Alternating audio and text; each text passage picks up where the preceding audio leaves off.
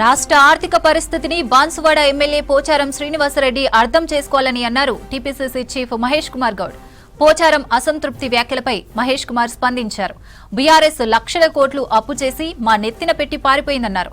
ప్రతి నెల 7,000 కోట్ల రూపాయల వాయిదాలు చెల్లిస్తున్నామన్నారు. నిధుల విడుదల ఆలస్యం అవుతుందని స్పష్టం చేసిన మహేష్ కుమార్ గౌడ్ పోచారం శ్రీనివాసరెడ్డి పెద్ద మనసుతో అర్థం చేసుకోవాలని కోరారు.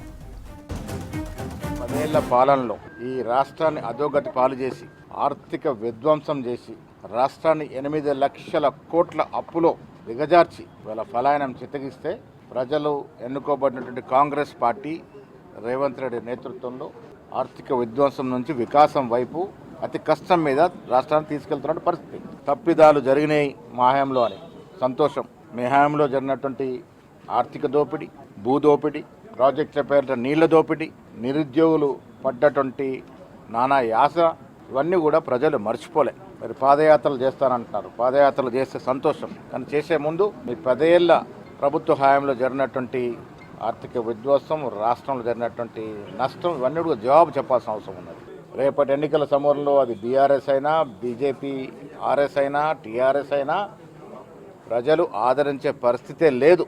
పోచారం గారు సీనియర్ మోస్ట్ నాయకుడు, వారు ఒక అడ్వైజర్గా ఉన్నారు. కొన్ని ఇబ్బందులు ఉన్నాయి వాస్తవంగా. పోచారం గారికి తెలియని ఇబ్బందులు కావవి.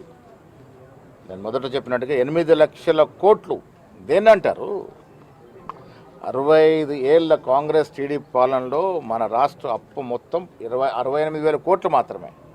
10 ఏళ్ల విధ్వంసకర బీఆర్ఎస్ పాలనలో 8 లక్షల కోట్లకు చేరింది.